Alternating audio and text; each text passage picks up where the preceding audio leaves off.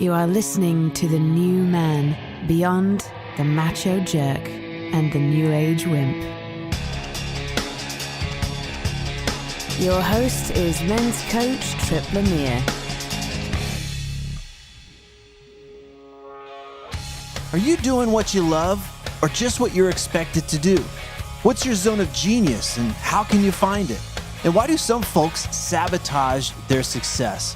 Hendricks is the best-selling author of many books, including The Big Leap. He's helped thousands of people create better lives, careers, and relationships. And today, we're going to go all the way back to a conversation we had in January of 2010.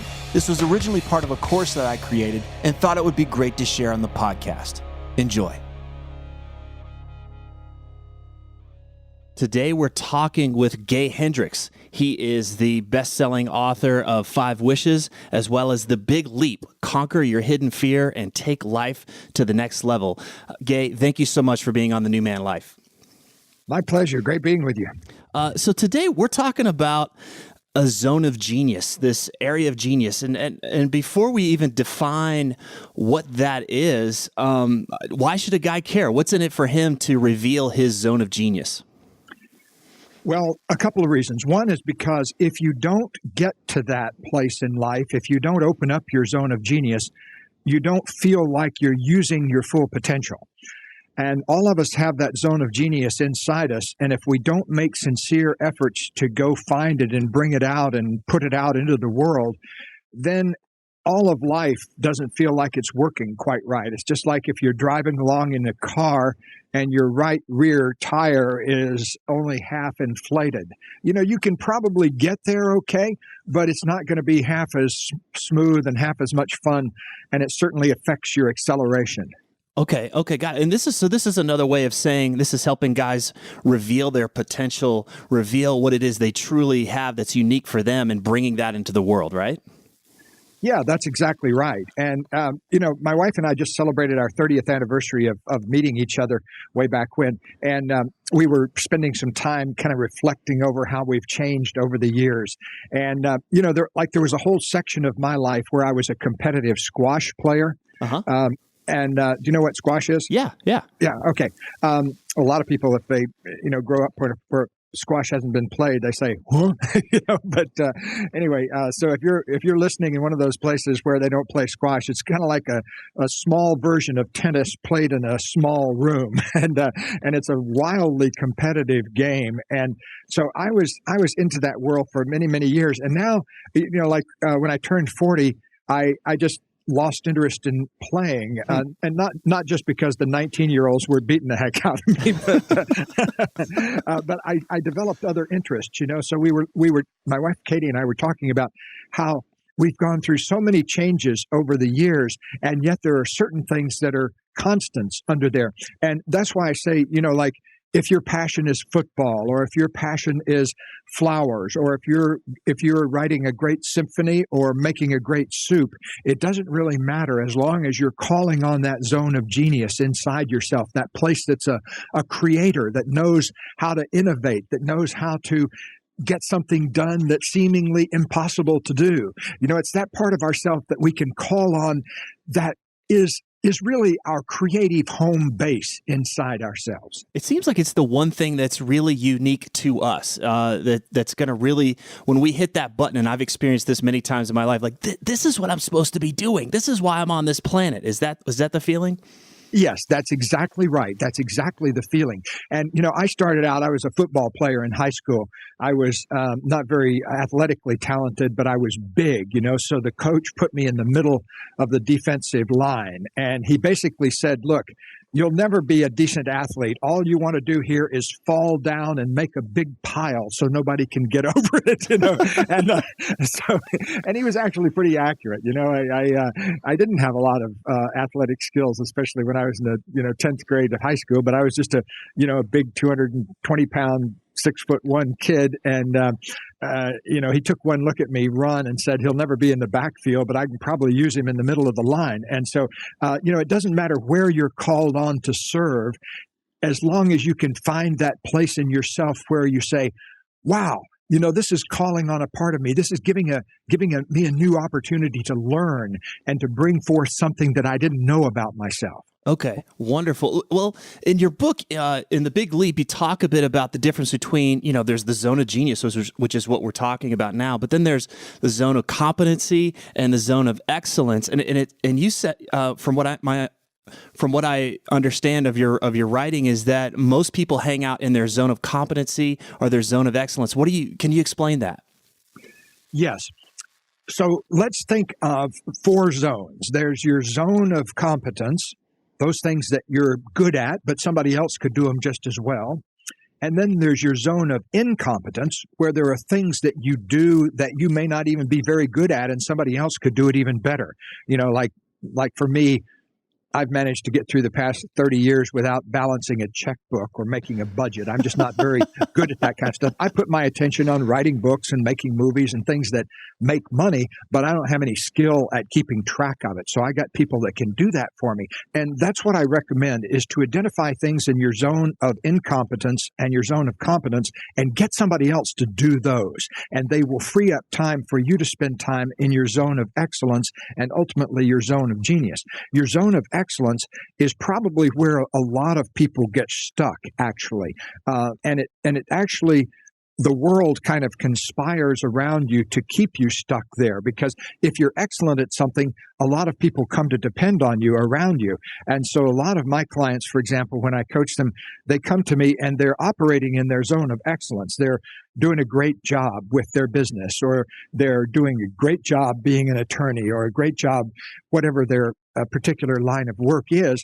And yet they feel inside that there's some part of them that's rusting out, that's not really giving them the opportunity to express themselves fully. So I can't tell you the number of, hundreds of times I've had conversations with people who are doing great work in their zone of excellence who have told me, I feel like I'm sort of getting rewarded now for not really even being at the top of my game. I can do a lot of what I do in my sleep, but people love it. And so, I had an attorney a while back. I was pointing this out to him, that he didn't look like he was living in his zone of genius. And he said, I know that. I've known that for years, and it's killing me. He said, but how can I give up this $500,000 a year if I jumped into my zone of genius? What if I failed?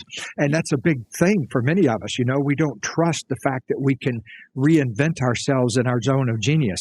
And a lot of times it's not even necessary. You don't have to quit being an attorney and go grow herbs in the wilds of Oregon or anything like that. You just learn to access your zone of genius right where you are, and it gives a different flavor to your experience of being an attorney. That's huge. There's so much that you just said there, and it reminds me of where I was in my late 20s, early 30s, when I had a successful small business, and everyone that I met was like, wow, you're living the life, you're doing exactly what you want, blah, blah, blah. But inside, I wasn't challenged. I knew that there was so much more. I didn't quite know what it was, but I remember feeling like there was no one really kicking my butt to step up and go into this zone of genius. And it's really easy to just get stuck there. It's like, well, everybody else is doing this, and so I'm just going to keep doing this too.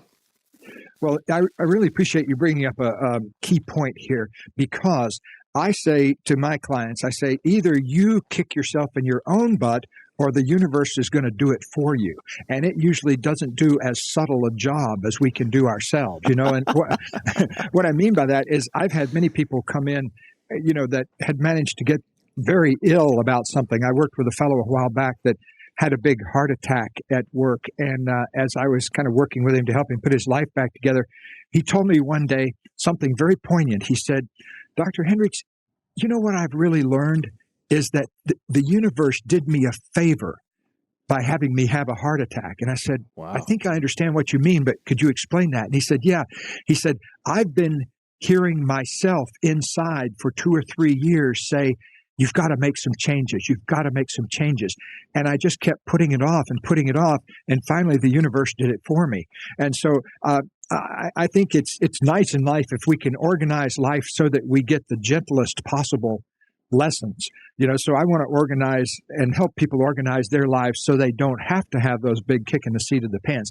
And that involves us making a big commitment ourselves to finding our zone of genius. You have to give yourself a kick in your own butt by doing it that way. Got it. Got it. Well, what if the guy listening right now is like, well, I don't have a zone of genius. Is it possible that he just made it onto this planet and he doesn't have anything that's really beyond his zone of excellence? Well, if somebody says that to me, I apply a universal mantra to them. If they say, I don't have a zone of genius, I apply the universal mantra called bullshit. I love it. and it's sincere too, because I found I've had literally hundreds of conversations with people that first told me that they didn't have a zone of genius, and then sometimes even 10 minutes later, by asking the right questions, they were able to discover it. And let me put an underline there under asking the right questions, because probably the number one email or mail I get, kind of fan letter kinds of things from my book, The Big Leap, is that people say, thank you for putting those questions in there, those genius questions, because they helped me really quickly find out what my zone of genius is. Beautiful, beautiful. And we're going to go into those questions in just a second. But first, I want to kind of just explore the topic of upper limiting, the upper limit problem and these upper limiting voices. Just kind of help us understand that, because I think we want to put it out there in the world. It's the world out there that's keeping us down. But you've got a different take on that. I surely do. What I've found from working with lots of people over the years, well, as of this year, I've been in this field now since 1968. So what is that? 42 years as we're speaking here. And so I've probably worked in person with over 20,000 people. And so based on that experience, I can sincerely look a person in the eye and say, you do have a zone of genius within you. You just need to ask it and find it. And what keeps you from doing that is what I call the upper limit problem. And the upper limit problem, the simple way to understand it is that it's kind of like an inner thermostat setting that got set way back a long time ago before you could think for yourself, before you could think to set your own thermostat. Your thermostat got set early on in life that determined how much success and love and creativity you'll allow yourself to enjoy. So what happens later on in grown-up life is when you exceed your thermostat setting, if you get more successful or you get more love in your life or feel more creative, you'll often do something to sabotage yourself and cause yourself to drop back into that old familiar zone where you feel safe and secure and comfortable, because that's the way it's always been. So the upper limit problem is our tendency to sabotage ourselves when we've gone outside that safe and secure thermostat setting. What we need to do is adjust our own thermostat upwards so that we don't trip it when we get more successful and feel more love and positive energy coming through our lives. This is huge, because I can go out and make all of these efforts to build whatever life that I want to have. But you're saying if I don't address these upper limiting, this thermostat, I'm just going to tear it down anyway. I've seen so many people do that, and it's a huge problem because, I don't want to tell tales out of school here, but there have been a couple of people in my life that did big public famous things for which they got in trouble, like Bill Clinton, for example. And and he's a guy with a massive upper limit problem. There's one part of him, in getting to know him a little bit, I discovered that there's one part of him that is the president of the United States. And then there's this other part of him that's this scared, abused kid from a poor family in Arkansas who had to get tough to deal with his obnoxious stepdad. And so when that part of himself gets energized, it does things that have the emotional maturity of a 13-year-old kid from Arkansas, And so we've all been there, we've all been that 13-year-old kid from Arkansas. Even if you grew up in Boston or Brooklyn or Bombay, it doesn't really matter. We've all been in that place of kind of that insecure, hurting person that couldn't figure out the world. And so you later on in your life, things may be going extremely well when all of a sudden that old part of yourself takes over, unless you've done some work on that part of yourself to kind of clear up your relationship with it. It'll come at you when you're asleep and take over your life. And so it certainly did with Bill. And, he's made a bunch of changes in his life and is a different person today. But still, that part of him still is in there, and hasn't been fully dealt with.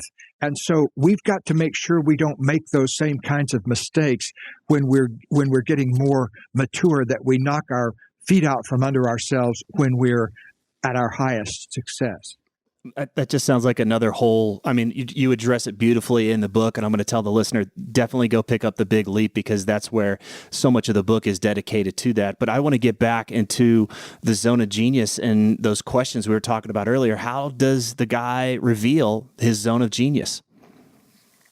First of all, I recommend making a commitment to it first. And what I mean by that is, if you commit to something big enough, you won't know how you're going to get there.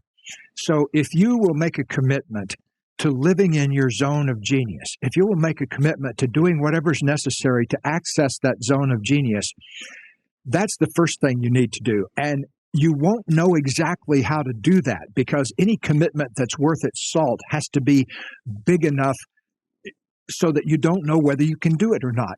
Like when Columbus took off, or Balboa, or any of those people back there in the great age of discovery in the 1500s and 1400s, those were big commitments. To go out of that harbor in Italy in a little boat with a bunch of guys on it and say, okay, we've got a commitment here to find the new world. And we aren't even sure it exists, but that's what our commitment is. That's a pretty amazing thing. Can you imagine the mood about a mile from shore when they, probably half the people on board were saying, wait a minute, or let's break out the rum right now. Yeah. So I always honor and acknowledge anyone that is willing to make a big commitment to something they don't even know if they can pull off or not. But that's the first thing you need to do. Well, I want to underline that really quick, Gabe, because so many guys, especially guys that I work with, are all about the sure thing. They won't even acknowledge that they want it unless they can see that they can have it. You're saying take a risk. If this is what you want, if you want to live in your zone of genius, commit to it, even if you don't know how. That's what you're saying? That's exactly right. And what I recommend also is then asking yourself some big questions that will help you open up your dialogue with your zone of genius. And I call them wonder questions, because they're not questions that you have a ready answer to oftentimes. And the first one is to ask yourself, what do I most love to do? That's one of the best questions I've ever found to help identify your zone of genius, is to simply ask yourself what you most love to do. And if you'll look back through your life, even if you're 60, 70, 80 years old right now when you're hearing this, if you look back to the early part of your life, to when you were a kid, and ask yourself things like, what was it that I could do all day long and never get tired doing it when I was 4 years old or 5 years old? What was it that I could do after school and it didn't feel like I was doing it, even if I was sitting in a classroom at school? Like for me, being in the band was like that in high school. The band period, the 60 minutes in band went by like it was 60 seconds, where for me, the 60 minutes in algebra class went by like it was 600 years. I would just look at the clock every 5 or 10 seconds waiting to get out. And that's probably why I can't balance my checkbook to this day. I spent too many times sleeping through algebra class. Another good question to ask yourself is, what is it that are your unique abilities?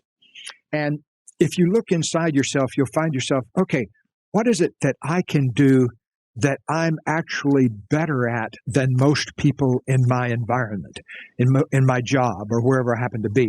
What is it that people come to me for? Is that what I most love to do? And if you identify what some of your unique abilities are, then you're able to home in more on living in your zone of genius. Like right now, for example, I sat down, I guess in 1977, just sat down in the corner one day with a pen and pencil and started generating what my unique abilities were. And one of them that I came up with that I really love to do is I love to help people understand really complicated things in a way that's simple and useful to them, that they can go away and make use of it. Mm-hmm. And I'd gotten out of, I got my PhD at Stanford in psychology, and I was a professor at the time. And I realized at this moment in 1977 that I wasn't using myself fully. It enabled me to start focusing on what my unique abilities were rather than complaining about things the way they were. You see, one thing I've learned is that a lot of people like to sit around and complain and talk about what's wrong with point A, where they are right now. Right. But what's really important is to take a fix on the horizon and say, okay, where is the point B that I want to get to? And how can I use my unique abilities to get me there? Complaint is an addiction. It's actually an addiction in the sense of, like if you want to find out whether you're addicted to alcohol or cigarettes, try going a day without them and see if you feel uncomfortable or you automatically pick one up again. That's just a good practical way to find out whether you're addicted to something. And I give the following challenge to my clients to find out if they're addicted to blame and criticism. I say, okay, go a day without criticizing yourself or anyone else. And see if you can do it. And by golly, I'd say over 90% of the time, people come back and say, within an hour after leaving your office, Dr. H, I was finding myself blaming and criticizing somebody while I was still in my car. And so one thing is to get rid of that addiction to blame and criticism so that you can put your attention on the horizon and say, okay, here's where I'm going, and here are my unique abilities that are going to help me get there.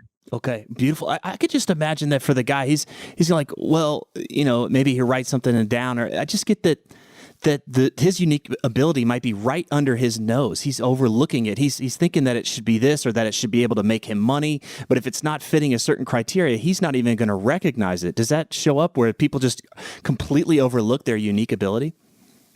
That's an astute comment, because I often say to people, your unique ability is the water you're swimming in. And it's like a fish. If you ask a fish, hey, what do you think about water? The fish says, what do you mean?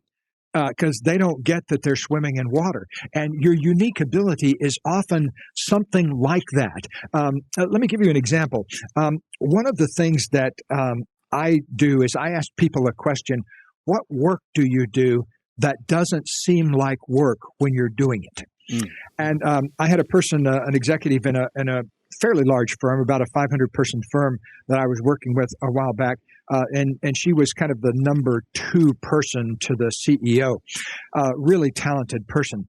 And yet when she came to me, she was having migraine headaches and just didn't feel like things were going well in her life and her work and that kind of thing. So we began to look into that, and I made her the following promise. I said, your headaches will disappear the day you access your zone of genius. Just wait and see. And wow. She couldn't believe that, because she was taking all sorts of medication for her migraine headaches and all that kind of thing. And so I made her that promise. And it took us about 3 months of kind of significantly an hour or 2 a week really thinking and working about these kinds of things, and a whole bunch of emails back and forth between us. But let me tell you what happened. That question, what work do you do that doesn't seem like work when you're doing it? One day she called me and said, I just spent 10 minutes doing what I think you're talking about. And I said, okay, describe it to me. And she said, someone came into my office with a particular operational problem, and I helped them solve it. And they went out a few minutes later, 10 minutes later, and they had a clear direction. And she said, when I was doing that 10 minutes felt like 10 seconds. And I love doing that. If I could do that kind of thing all day long, I would be the happiest person in the world. And about 2 hours later, I get another phone call from her, and she said, you're not going to believe this. My headache went away. Wow. She said, I came in this morning feeling like I was going to get a migraine, and it's gone. And I said, remember what I said a couple of months ago about when you tap into your zone of genius, your head won't ache? And she said, oh my God, am I that powerful? And I said, yes, you are that powerful. That's exactly how powerful all of us are. We all have that ability to reinvent ourselves. And I don't care where you are and where you're coming from and where you've been. You know, I think I mentioned this in the book, but I was born with some glandular problems and things like that. So I was very obese when I was a kid. And then with all sorts of different medications and things like that, I finally lost some of the weight in high school and then, you know, in football and that kind of thing. And then I ballooned up again when I went to college. And so I hurt my knee, so I couldn't play athletics much in college. Or college football, and that's how I ended up getting into squash. Okay. So I found that I ballooned up again, but the day I reinvented myself, I've never had a weight problem again. I've lost more than 100 pounds. I was over 100 pounds overweight when I was 24 years old. I lost 100 and some pounds. I wore big, thick glasses when I was 24 years old, and I reinvented my eyes so that I don't have to wear glasses anymore. And so I have an unshakable belief in the power of human resilience, the ability of ourselves to reinvent ourselves, to really call forth the genius in ourselves and to take ourselves into a whole new dimension of life that we never even imagined was possible before.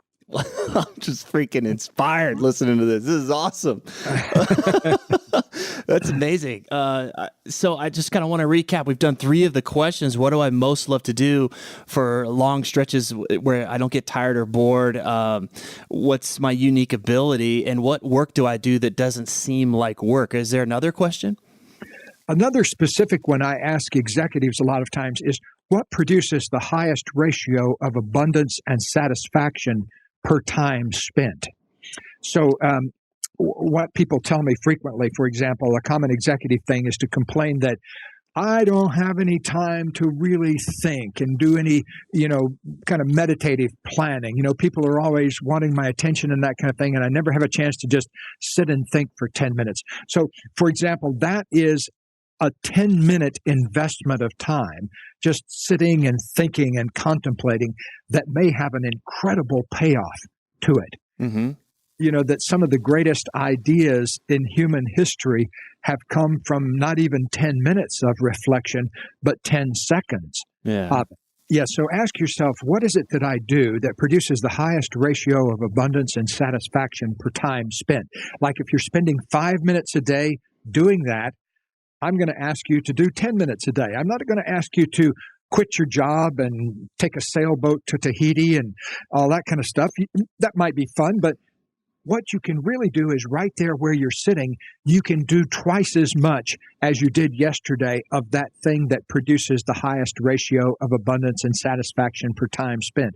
And it doesn't even have to be work related. Like if you're at home with your kids or your spouse, it could be that increasing from 5 to 10 minutes or from 10 to 20 minutes, the amount of quality time that you spend with them.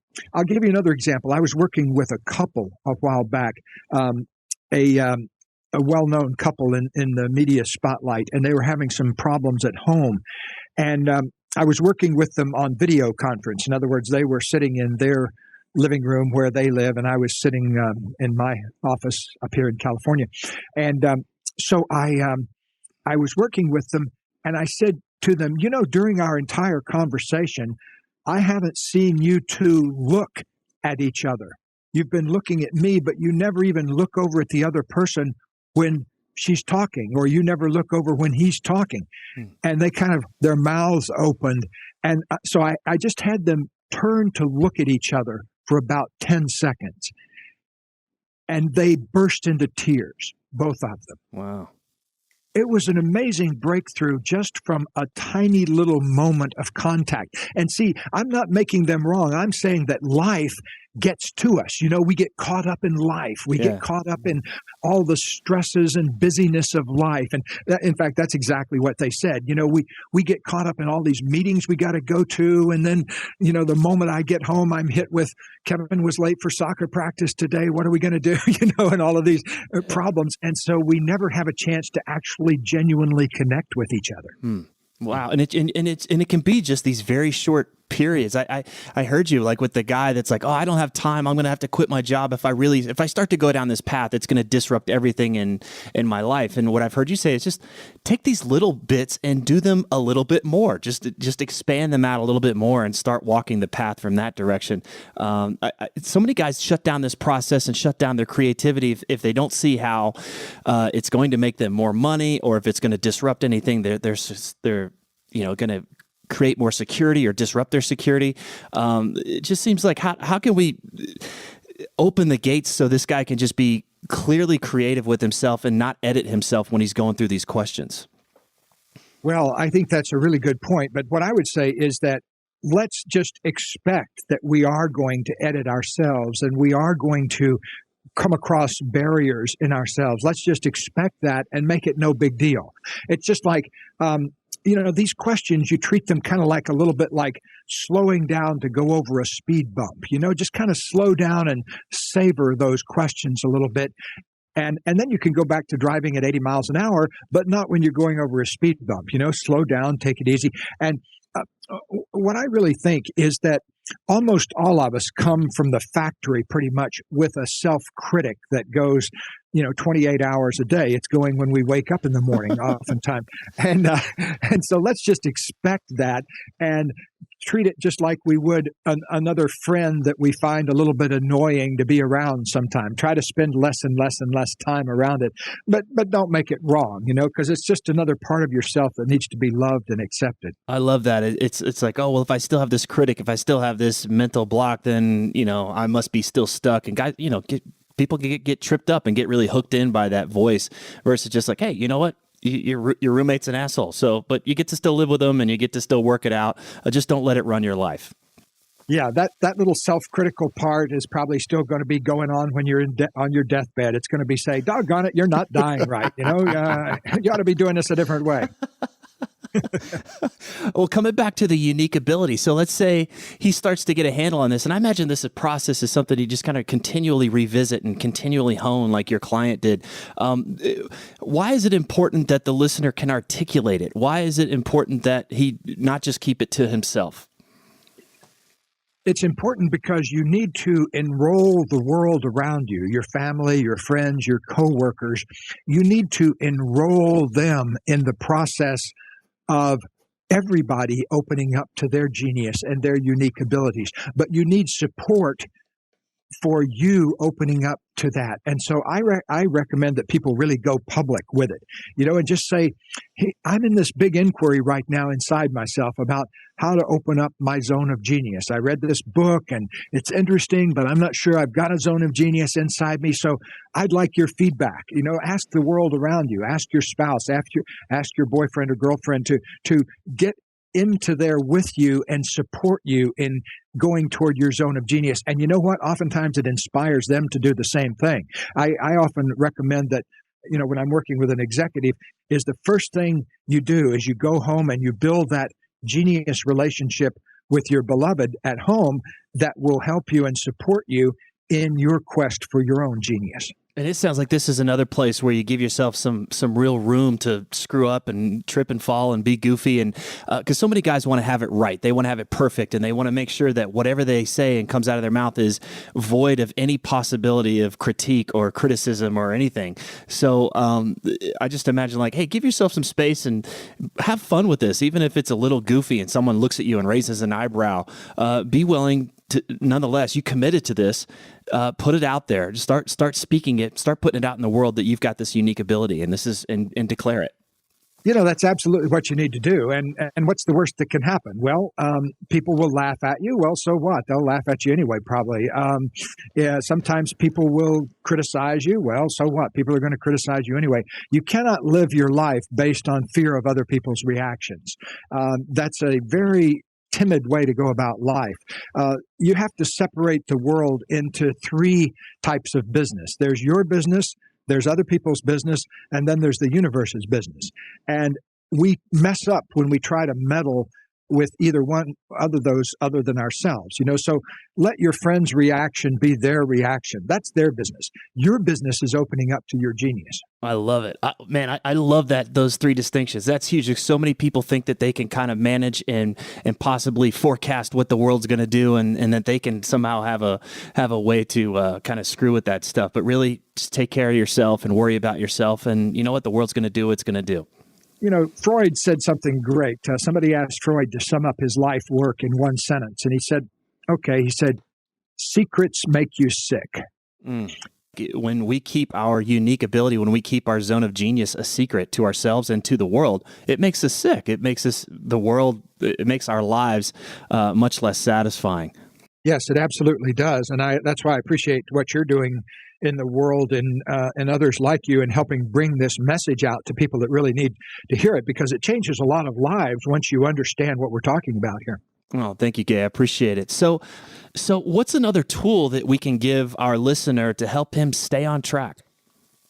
Well, probably the most powerful tool I give in the Big Leap is what I call the ultimate success mantra.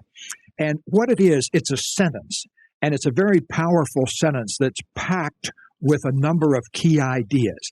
And I found that if I can give it to people in just one sentence, something they can kind of roll around in their minds now and then, it helps to center themselves and give them a direction, because you can always recenter yourself by asking yourself a few good questions like we've talked about, and by saying this mantra. And here's the mantra: I expand in abundance, success, and love every day as I inspire those around me to do the same. So try on the ideas. The idea in that is to expand in abundance, in other words, to get richer every day, to be more successful every day, and to feel more love every day as you inspire those around you to do the same. And I find that when you're living in accordance with that sentence, with accordance to those ideas, life takes on a particular glow. I haven't had a dull moment in, 30 years. I can't even remember what a dull moment feels like, because I keep that mantra going all the time. If I'm in an airport or something like that, where I'm dog tired at the end of a day, I've given a talk or been on a talk show or something, and I'm sitting there at 11 o'clock waiting for the plane that's 3 hours late. I come back to that. I say to myself, okay, here's what my life is about. I expand in abundance, success, and love every day as I inspire those around me to do the same. That's why I'm sitting in an airport at 11 o'clock tired. And, the moment I come back to that, I'm not as tired anymore. Suddenly I realize, what's the purpose of my life? There's a story that Stephen Covey told one time about a traveler back in the Middle Ages is traveling along on horseback, and he comes to a place where he can see a bunch of workmen carrying these big stones from a riverbank all the way to a top of a hill nearby.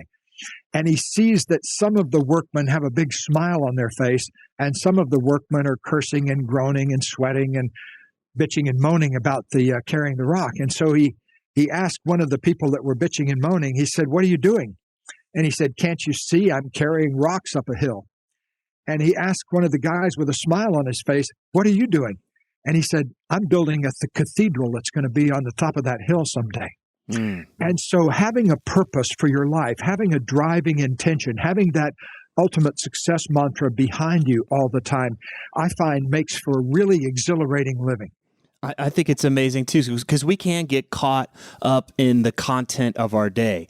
Well, geez, I'm balancing my checkbook, and I'm having to change a diaper, and I'm having to do this and that. But if we can touch in with what's the thing that has us doing those things, suddenly we're not so. I feel less stuck in those times. Like, no, I am building that cathedral. I am working towards this goal that I have, and this ideal that I have for my own life. That's exactly right. And that's why I like to keep that written on my wall. I got it on my dashboard. I have people write it everywhere, put it down on little 3x5 cards and put it on the corner of their desktop, just any place where you can occasionally touch in with it. You don't have to go around repeating it obsessively in your mind, but just where you can touch in with it and recenter yourself now and then. Besides curing headaches and those types of things, what's in it for this guy if he were to actually follow through on what we talked about today? What's on the other side for him? Let's help him just kind of, set that North Star for himself to commit to revealing his zone of genius and articulate it and start to put that out there in the world. What's possible for him? Life is supposed to be fun. If you find yourself not having a good time, you're doing something wrong. So sit down on the curb where you are and figure out what that thing is that you're doing wrong and quit doing it and get back on track, because life is supposed to be about having a good time, having a great time and helping others have a great time. That's what life should be about, in my opinion. There's various religions that say life is supposed to be suffering and all that kind of stuff, but I don't buy it. I think that life is supposed to be about having a great time and helping other people have a great time. And as long as I've been involved in doing that, I've been happy as a clam and continue to plan to keep doing it that way. If these interviews are helping you, then please visit The New Man on iTunes and leave us a positive review so others can discover the show more easily. Thanks for listening.